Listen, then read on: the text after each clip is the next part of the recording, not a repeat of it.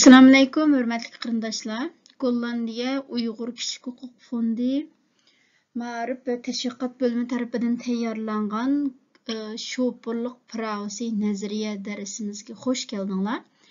Biz bugün 31-ci dərs, yəni Autoverlichting, Afstand and Elektrisitet, yəni maşının çıraqları, çıraq uruş, maşının içindəki hər xil belgilərinin simvolluq belgilərinin mənisi, andın maşın arlıqı, inkas qaytırış tezligimiz degəndək muş temalardakı nazariya qismini öyrənib ötmüz.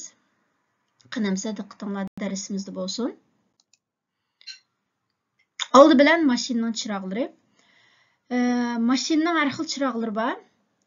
Bu çıraqlarınki qanda vaqtda yoqimiz belgisiga qarab o aş çıraq, qaysı çıraq, qanda yiqish bularning hammasini cho'qim bilib olishinglar kerak. Endi qanday yiqish masalasini uni amaliyot darsi olgan vaqtda sizlarga haydashni o'rgatgan muallim o'zi o'rgatib qo'ydi. Biz bu yerda faqat sizlarga ash chirog'ni qanday vaqtda yiqishni, ondan shu chirog'ning belgisiga qarab to'ni olishni, shuni so'zlab o'tamiz nazariya imtihonida. Maşının çıraqlarına dair suallarımı çoxum çıxdı. Birincisi, sizlər rasmda ko'rgandek, qarı ikki tarafini yo'rtib turgan çıraq, bu kenglikni ko'rsatkichi, ya'ni Stadislicht Uyg'urchasi kenglikni ko'rsatkichi deb, bu chirog'ni odatda kunduzi yoqsaq bo'lmaydi. Ondan faqat shahar sirtida mashin to'xtatganda yoqsaq bo'ladi. Keçide adetçi. Bu çırağını yıkıp maşinayı desek bulmaydı. Bu çırağını maşinayı degen vakitte bu çırağını yaksak bulmaydı. Meyli kündüz olsun, meyli keçi olsun. Lekin fakat şehir sırtıda, beltinde, bu baldukumda maşinimizni toxtatqan vakitte muş çırağını yıkıp koysak boludu. Şun bu çırağının yeni bir mənisi maşin toxtış çırığı dep atıldı. Stadislicht. Yani belgesi muşu. İkinci xil çıraq dimlicht, yəni sus çıraq. Bu çıraqni biz hər vaqt, gündüz, kecha hər vaqt yaxsaq boldu. Tonunun içi kirgəndə yaxsaq boldu. Adətdə bu çıraq, məsələn, maşinni gündüzü, şunda hava oçuq vaqtda, heç qanday çırağımızı yaxmayay degəndə, məsələn, tuyuqsuz tonunun içi kirsək, normalda şu maşının çıraq yıqılışını avtomatik doğrulab qoyğan vaqtda bu çıraq özlüğüdən yıqıldı. Dimlicht, yəni dimlicht birdən bir hər vaqt yaxsaq bolduğan çıraq. İsimlərdə bolsun dimlicht. Əmdi üçüncüsü xrotlicht, çoğ çıraq. Belgisi muşu. Çoğ çıraq, yəni bu çoğ çıraq adətdə yıraqni yorutuş görsətkiç çırağı. Bu çoğ çırağını gündüzdə yaxsaq bolmaydı. Ondan faqat kech tərəfdə, qaranğuda hiç kimge qaşılıq qılmağan əhvalda da yaxsaq boldu. Yəni hiç kim qaşılıq qılmağan əhval degan gap, yəni bu çırağınki yıraqni yorutuş görsətkici, yəni yıraqni yorutuş nuri adətdə güclük boldu. Çünki bu çoğ çırağını məsələn keçisi yaqqan vaxtımızda çırağının nuri biz yolunu intayin yaxşı görələyimiz, lekin çırağının nuri qarşı tərəfinin közü gilam düşüdü. Qarşı tərəfdən gələn maşinini haydayatqan şoferinin közü gilam düşüdü. Şuna şu heç kimə qaşılıq qılmağan əhvalda yaxsaq boldu. Yəni bəzi vaxtlarda məsələn keçilləri, bəzi yollar qaranğı boldu, yol çıraqları bolmaydı. Şunda əhval astıda qarşı tərəfə qaşılıq qılmağan əhval astıda yaxsaq boldu. Gündüz yaxsaq bolmaydı. Anda xətərlik əhval astıda məsələn aldığımızdakı şoferni bir xətərlik əhvaldan agahlandırmaqçı bolsaq, vaxtı muş çırağını şapır yıqıb öçürsək boludu. Yəni xrotlicht, yəni belgisi muşu. Andan tuman arqa çırığı, yəni mist axtırlicht. Bu məsələyə çoxum yada olub ketiş kerak. Belgisi muşu, tuman arqa çırığı. Bu çırağını adətdə hava tumanlıq bolub 50 metrdən qısqa arlıqni görənməyəndə andan yaxsaq boldu. Yəni Gollandiyada qish vaqtlarida pat-pat hava şunda tumanlıq bo'lib ketdi. Atdigini temperaturning ketish sur'ati o'zgarish sababidan Şu işte vaqtda 50 metrden qisqarlıqni ko'renmegende yaqsaq bo'ldigan chiroq mist aqtirliq. Bu chiroqni yomg'ir yoqqanda yiqishqa bo'lmaydi, chunki buning sababi yomg'ir yoqqan vaqtda bu chiroqni yoqqan vaqtda shu yomg'irning ta'siridan, suvning ta'siridan xuddi tormoz chirog'i yoqqandek, ya'ni keynimizdagi odam xuddi biz tormozlayotgandek tuyg'u berib qo'ydi ekanmiz-ku bu chiroqning yomg'irning ta'siridan. Shunga yomg'ir yoqqanda bu chiroqni yiqishqa bo'lmaydi. Şun imtihanga chiqadigan savol shakli mist aqtirliq qanday vaqt yoqsaq bo'ladi, yomg'ir yoqqanda mist aqtirliqni yoqsaq bo'lamdi degandek mushta savollar chiqadi. Endi mist forlicht, yani tuman oldi chirog'i yoki mist lamp on the foreground deymiz. Bu mem hava tumanliq vaqtda 200 metrden ortiqlarlikni ko'rmaganda yoqsaq bo'ldi. Bu tuman oldi chirog'ini yomg'irlik yoki qor yoqqan vaqtdami yoqsaq bo'ladi. Yani yomg'irlik vaqtda biz oldi chiroqni yoqqandan keyin normalda biz tormozlasak keyin tormoz chirog'i keyinda bo'ldi-ku. Bu oldida bo'lmagandan keyin tormozning nimasi. Shu bu mis forlichtni, yani tuman oldi chirog'ini yomg'ir yoqqanda yoqsaq bo'ldi. Lekin tuman orqa chirog'ini yomg'ir yoqqanda yoqsaq bo'lmaydi. Mis aqtirliq. Mis forlicht bilan mis aqtirliq yoki boshqa chiroqlarning mashinadagi o'rni mushu. Hadi shu rolning ostida mushta bir knopka bor.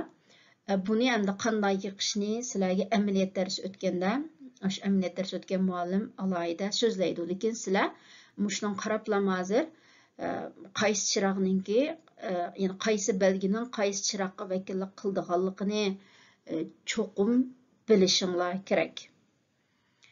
Yani maşinin chiroqlariga doir cho'qim bilish tegishli mazmunlar yuqorqidek. Endi keldik maşinin ichidagi, yani maşinninki dashboard, ekranidagi har xil belgilar. Yani biz odatda mashinani qo'zg'atgan vaqtimizda, shu dashboardda, maşinin ekranida har xil belgilar bo'ldi. Bu belgilarning hammasining ma'nosi bor. Ba'zi belgilar, ba'zi rangdagi belgilar bizni ba'zi bir ahvollardan, ba'zi bir xatarlik ahvollardan ogohlantirib kelgan bo'ldi. Shunga shu dashboard ekranimizda ko'radigan shu belgilarning qanday belgilar ekanligini cho'qim bilishinglar kerak. Birinchisi cruise control. Bu cruise kontrolni uyg'urcha qanday tarjima qilishni bilmadim. Bu bir xil odatda surat kontrol qilg'ich, surat tangshigich. Bu normalda hamma mashinada bo'lmaydi, lekin Bekkoni mashinada bo'lmaydi, lekin yangi mashinalarning hammasida odatda bo'ladi. Buni odat ichib qo'ygan vaqtda, ya'ni bu normalda bir xil suratda mashina degan vaqtimizda mushuni ichib qo'ysak, mushuni to'g'rilab qo'ysak, u chaqda biz iliq may pedalni bisib tumsaqmi, mashina bir xil suratda mingaverdi-ku. Yani masalan, uzun safarga boshqa davlatlarga mangan vaqtimizda shunday bir yo'llar bo'ldiki, 200 kilometr, 300 kilometr yo'lni o'xshash o'ttul bosadigan-ku. Shunday yo'llarda masalan mashinamizda mesela cruise kontrol bo'lib qolsa, shunga to'g'rilab qo'ysak, u vaqtda biz may pedalni bisib tumsaqmi, mashina shu suratda mingaverdi. Bu orqali may tejigil bo'ldi. Hem şu asaslık rolü may tejashchu, yani cruise control belgisi mushu. Ondan start stop in cycle, yani avtomatik qo'zg'atish to'xtatish knopkasi belgisi mushu. A degan belgida bunda bir jumroq chambalning ichida. Bu mashinada bu iqtidor hamma mashinada bo'lmaydi, odatda jiq mashinalarda bo'ldi. Odat mashinangizda bu xil iqtidor bo'lsa, biz mashinani to'xtatgan vaqtda, masalan qizil chiroq keldi, mashina qizil chiroq yoqdi, mashina to'xtamizgu. Shunda vaqtda motor avtomatik o'chidi-ku. Ondan biz mashinani qo'zg'atish uchun shu ko'pilingni bossaqlam, mashina motor avtomatik qo'zg'aladi. Yani bu ham may tejash uchun may tejash uchun o'rnashtirilgan bir iqtidor, bir sistema. Buni şu ameliyat dersida, agar sizlar ameliyat dersi olgan mashinada mushta iqtidorlar bo'lib qolsa, o ameliyat dersi o'rgatgan odam sizlarga buni cho'qim o'rgatadi, qanday nima qilishni. belgisi muşu. Yani A degan belge, yani start, stop, yani avtomatik qo'zg'atish to'xtatish nimasi. Qısqası muşu cruise control bilan automatic start and stop sistem, yani avtomatik qo'zg'atish to'xtatish sistemasi may tejash uchun o'rnatilgan alayda sistem. May tejalgandan keyin demak muhitmi, mashinaning meni oz ishlatdik degan gap, muhitni qo'g'dashga ham töhfa qo'shdik degan gap. Endi motor management, yani belgisi muşu motor management. Motorning bakıga o'xshab qoladi, yani motor boshqarish sistemasi, motorga doir bir motorning o'zi. Andan normalda buning rangi agarda apilsi rangli yenib qolib qolsa, apilsi rangda, yani oranya rangda yenib qolib qolsa, o vaqtda motorda masala bor degan gap, lekin mashinani haydasak bo'ladi. Lekin tez suratda mashina remont qiladigan yerga olib ko'rsatishimiz kerak qanday masala borligini. Agarda qizil rangda yenib qolsa, yani mashinamizning shu dashbordda, ekranida bu qizil rangli bu belgi chiqib qolib qolsa, u chaqda mashinaning motoridan chiqtaq chiqdi degan gap, u chaqda mashinani haydasak bo'lmaydi. Shu imtihonga masalan mushta motor managementning rasmi qizil rangda chiqib qolib, hozirgi ahvolda mashina haydasangiz bo'lamdi. Yoki mushta apilsin rangda berib, hozirgi ahvolda qanday qilishingiz kerak, yoki ma tuandagisi qaysi motor managementning nimasini rasmi degandek savollar chiqadi. Endi motor oli peol, yani motorninki may belgisi, yani motorga mashinaning motorga odatda may qo'yamiz, yani benzin emas, ayrim motor miyi. Bu motor miyining belgisi shu. Endi bu ham o'xshashlam, mashinaning motoriga o'xshash. Agar ora, yani apilsin rangda ekranda mush apilsin rangda ko'rinib qolib qolsa, demak balkim may oz qolgan bo'lishi mumkin motor miyi. U chaqda haydasak bo'ldi, lekin tez suratda cho'qim tekshirishimiz kerak. Tekshirib, agar oz qolgan bo'lsa, mayni to'liqlab qo'yishimiz kerak. Bunu odatda o'zimiz quyib qilg'ili bo'ldi. Ham bu motor miyinimi odatda ashta mashina asboblarini sotadigan yerlardan sotib olg'ili bo'ldi-ku. Ondan agar qizil rangda yenib qolib qolsa, u chaqda motor miyi faqat qonmagan bo'lishi mumkin va yoki boshqa chatoq bo'lishi mumkin. Endi mashinani haydasak bo'lmaydi. Endi cho'qim mashinani darhol to'xtatganimiz yaxshi. Ondan bu mashina motor miyini tekshirgan vaqtda buni haydashdan burun, yana motori sovuq vaqtda tekshirsak yaxshi. Buni qanday tekshirishning usulini amaliyot darsi o'tgan muallim sizlarga o'rgatadi. Buni odatda shu mashinaningki oldi qapqoqning ichida motor, mushta motor miyi, ondan motor sovutqich qatorliq bir yurish sanduq qaplar bo'ladi. Mush motor miyining o'zini tekshiradigan uzun bir tayoqdek nimasi bo'ldi-ku. Yani qayergacha bo'lish kerak, yani bularning hammasini amaliyot darsi o'rgatadi. Lekin hozir sizlar nazariyada mush belgilarga qarab, bu motor oli peol, yani motor mayining belgisi ekan. Agarda apilsin rangda bo'lib qolsa, mashinani haydasam bo'ldi, lekin tez suratda imtihonga olishim kerak, qizil rangda bo'lib qolsa haydasam bo'lmaydi deb, mushlarni rasmga qarab farqlantirishni, mush nazariyani bilsanglar yetarli. Ondan ABS degan anti blocker sistem. Yani bu mashinani jiddiy ahvolda tormozlagan vaqtida qo'zg'atiladigan bir sistema. Har qanday mashina bir o'rnashtirilgan. Masalan, biz mashinani jiddiy ahvolda tormozlamaymiz degan bo'lmaydi. Ba'zida balki haydash jarayonida tuyuqsiz birsi tez chiqib qolishi mumkin va yoki oldimizgi mashina tez suratda to'xtashi mumkin. Ish qilib hayotda ba'zi jiddiy ahvolda tormozlagan ahvolga uchrab qolamiz. Shunda ahvolda mashinani yana jiddiy ahvolda tormozlagan vaqtimizda bu sistem mashinaningki chaqlarininki to'silib qolmay, mashinaning rolini yaxshi burashga yordam beradigan bir sistem ekan-ku, tormozga doir. Bu sistem odatda mashinalarda bo'ldi. Shu buni rasm qarab cho'qim tonilishni bilishinglar kerak. Ondan bu batareyaning rasmga o'xshash bu akku, ya'ni shu akkumulyator ko'rsatkich chirog'i, ya'ni mashinaningki 90'lıqdakchu, işte bir ko'rsatkich chirog. Bu hem eğer kızlarağında yinip kap kalsa uçakta maşinenki şu dinamosdan çatak çıkalıqının belgesi. Uçakta maşineni aydısek bulmaydı. Hem bu dinamodun çatak çıkıp kalkın vakitte yani bu tok sandıqının tok tügep ketken vakitte yoki maşina qo'zg'almaslık mümkün.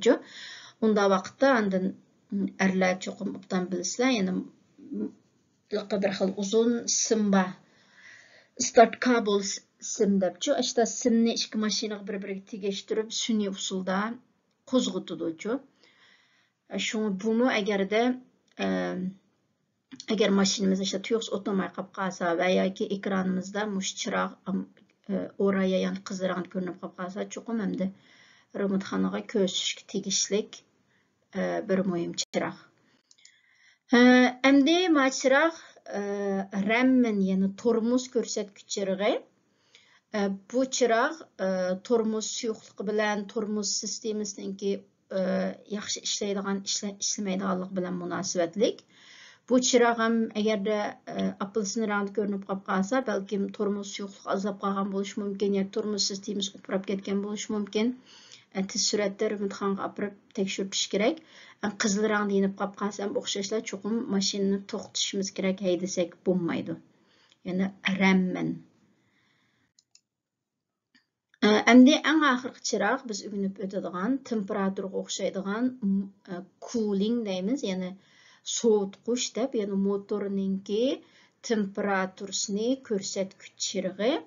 Ya'ni maxsus shu motorning temperaturasini tengshish uchun mashinada o'sha so'vutqich bor.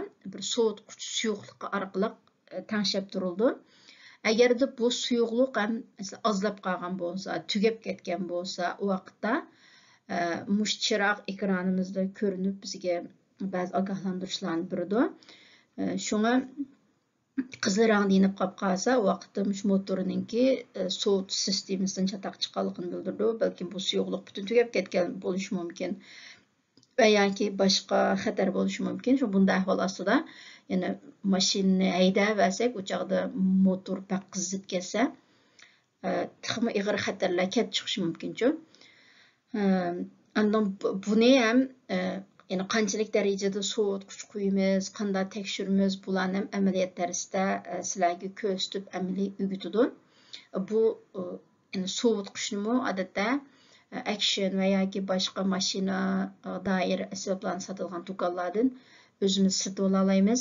Shun pat-pat mashina haydashdan burun ham buni tekshirib, agar oz qolgan bo'lsa, pat-pat to'liqlab turish yaxshi ish. Qisqasi mashinaningki chiroqlari, mashinaning ichidagi har xil belgilar to'g'risida so'zlaydiganimiz shunchalik. Endi yana ba'zi bir muhim nuqtalarni o'rtoqlashib o'tamiz. Yani normalda biz mashina haydagan vaqtda har doim mashinaning yo'linishini o'zgartgan vaqtda chiroq urib belgi beramiz. Odatda tez suratli tosh yo'ldan ayrilganda ayrilishdan 300 metr burun chiroq urib belgi beramiz. Normal avtovaqtda, normal mashina yo'ldan ayrilganda ayrilishdan 150 metr burun chiroq urib belgi beramiz. Endi o'ng tarafdan ayrilsak, o'ng tarafga chiroq uramiz, sol tarafdan ayrilsak, sol tarafga chiroq uramiz. Odatda qatnash qoidasida biz mashinaning yo'linishini ishqilib o'zgartib qolib qolsak, masalan, oldimizdagi mashinaning keyin oldiga o'tib ketish uchun inimizdagi yo'lga chiqsakmi, balkim faqat 3-4 santimetr o'zgartgan bo'lishimiz mumkin. Unda ahvolasidan cho'qim chiroq urishimiz kerak. Ya'ni bir yo'ldan yana bir yo'lga chiqqanda ishqilib har vaqt cho'qim chiroq urishimiz kerak. Bunga alohida diqqat qilinglar. Mesela chiroq urmaslikning jazosi bor. Agar shu vaqtda oldi-keynimizda bir saqchi haydab qolgan bo'lsa, yo bir kameralik yo'l bo'lsa, faqat shu hech qanday bir qatnash voqeasi keltirib chiqarmagan bo'lsakmi, lekin chiroq urmaganligimiz uchun ham bizga jazo berish haqqi bor. Andan keyingi muhim nuqtalar, tez suratli tosh yo'lda odatda har 100 metr oraliqda silama ustida ko'rgan rasmdek taxta bo'ladi. Biz buni hektometr pal deymiz. Yani her 100 metrda muşta taxta bo'ladi. Buningda yani A28 deb qanchinchi nomerlik tez suratli tosh yo'ldan minayotganligimiz muşta birilgan bo'ldi-ku. Andan muşta son sifirlar. Menimcha bu odatda biz agar tishrak tosh yo'llarda biror voqeaga uchrab qolgan vaqtimizda shu hektometr palning ustidagi son sifrni deb bersak, shu vaqtda bizning dal nada ekanligimizni bizga yordam berguvchilar oson tip kelalaydi deb o'ylayman. Yana normalda 100 metr ariqda mush taxti bo'ladi. İmtihanda shu hektometr pal qancha metr ariqda bo'ladi deb chiqib qoldi-chu. Ondan sizlar ostidagi rasmda ko'rgandek qizil 3 bulun shakllik bu narsani biz Gefahrendriehoek deymiz, ya'ni 3 bulun shakllik xatardan ogohlantirish taxtasi deb. Bu odatda bir hodisa yuz bergan vaqtda, masalan, mashinamizda bir ish bo'lib qoldi, mashinamiz qo'zg'almadi yoki ish qilib yo'lda birasi mashinani so'qitib qoldi yo bizni so'qatdi degandek har xil hodisalarda shu xatardan ogohlantirish taxtasini mashinadan 30 metr ariqda qo'yib qo'yamiz-chu. Bu chog'da keynimizdagi mashina haydaguvchilar mush taxtga qarab, "Ha, ma odamning mashinasi bir chatoq chiqibdi" deb diqqat qildi. Ya'ni 30 metr ariq. İmtihonga qancha metr ariq qo'yamiz deb chiqib qoldi. Ondan ma ikki rasmda ko'rgan sizlar taxtini biz reflektor deymiz, ya'ni nur qaytirish chirig'i. Bu qizil rangda yoki oq rangda bo'ldi. Ondan qizil rangli nur qaytirish chirig'i yo'lning o'ng tarafida bo'ldi. Ondan oq rangli nur qaytirish chirig'i yo'lningki so'l tarafida bo'ldi. Tiz suratda shunlarda. Ya'ni rooi reflektor rechterzij van de weg en witte reflektor linkerzij van de weg. İmtihonga ham chiqadi.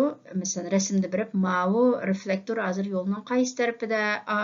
A javob o'ng, sol javob sol degandek-chu. Bu cho'qim sizlarga yodda bo'lish kerak ekan. Rooi reflektor rechterzijde van de weg, witte reflektor linkerzijde van de weg.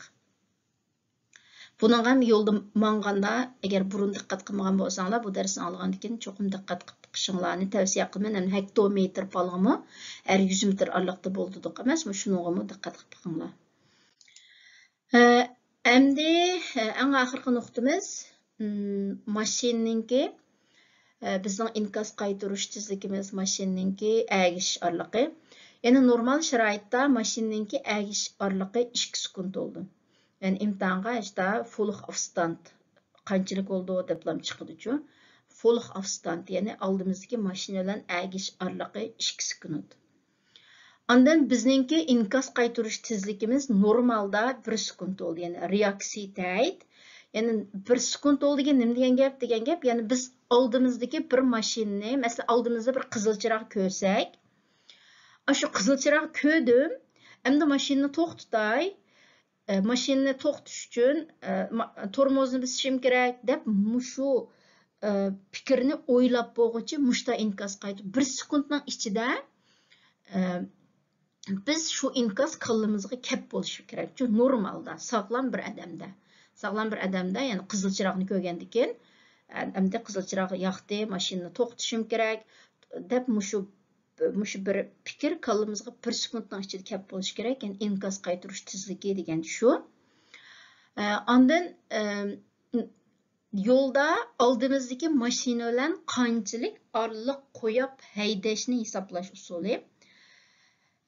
Masalan, biz yo'lda 100 kilometr soatiga 100 kilometr tezlikda ketib borgan bo'lsak, bu chog'da buni hisoblash usuli tezligimizni 2 ga bo'lamiz. Ondan shu 2 ga bo'lgandagi ishib qolgan qisminingki 10% ni hisoblab shuni qo'shsak bo'ldi. Ya'ni, masalan, soatlik haydash tezligimiz 100 kilometr ketib boramiz. 100 ni 2 ga bo'lsak 50. 50 ning 10% 5. 50 ga 5 ni qo'shsak 55. Ya'ni biz soatiga 100 kilometr tezlikda haydab ketib borganimizda oldimizdagi mashina bilan eng az deganda 55 metr ariq qo'yishimiz kerak.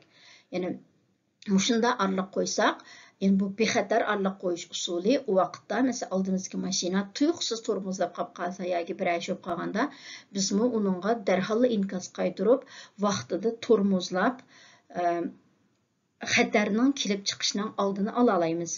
Agarda oldimizdagi mashinaga pek yaqin haydab olgan vaqtda shu ma'lum bir sabablar tufaylidan oldimizdagi mashina tuyuqsiz tormozlab qolgan vaqtda biz tormozlashga ulgurmay, o'sha oldimizdagi mashina biriplam soqab qo'yishimiz mumkin. Ham keynimizdagi mashina uchun o'xshash ahvol. Ya'ni keynimizdagi mashina bizga pek yaqin aydigan vaqtida biz ma'lum bir sabablar tufaylidan jiddiy tormozlashga uchrab qolgan vaqtimizda keynimizdagi mashina kelib bizni soqab qo'yish mumkin. Ya'ni qisqasi shunga mashina aydigan vaqtda yetarlik orliq qo'yib aydash intayin muhim. Qanchalik orliq qo'yma deganda hisoblash usuli shu. Masalan, yana bir hisoblab beray. Masalan, biz 120 kilometr soatiga 120 kilometr haydab ketib olgan bo'lsak, qanchalik orliq qo'yma degan vaqtda 120 ni 2 ga bo'lamiz oldi bilan 60. 60 ning 10% 6 kilometr. Shu 60 ga 6 ni qo'shsak 66.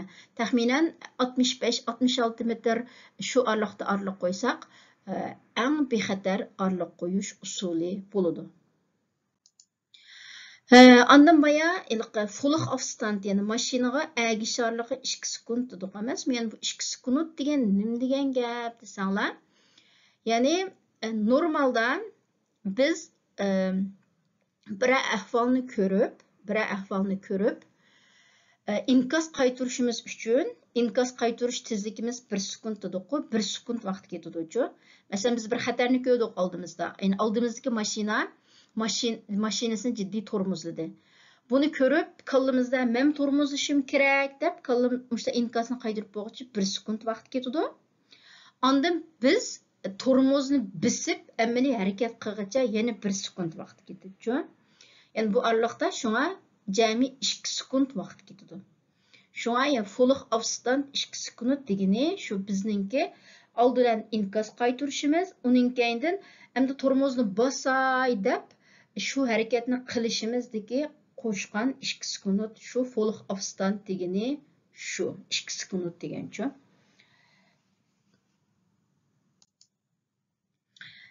Endi darsimizning oxir qismida normalda qatnash soqchisi ba'zida masalan yo'lda chiroqlar buzuq qilishi mumkin va yoki boshqa sabablar tufaylidan biroq qurilish qilayotgan va yoki boshqa har xil sabablar tufaylidan qatnash soqchisimi ham yo'lda bizga ba'zi bir ko'rsatmalarni beradigan ahvollar uchraydi.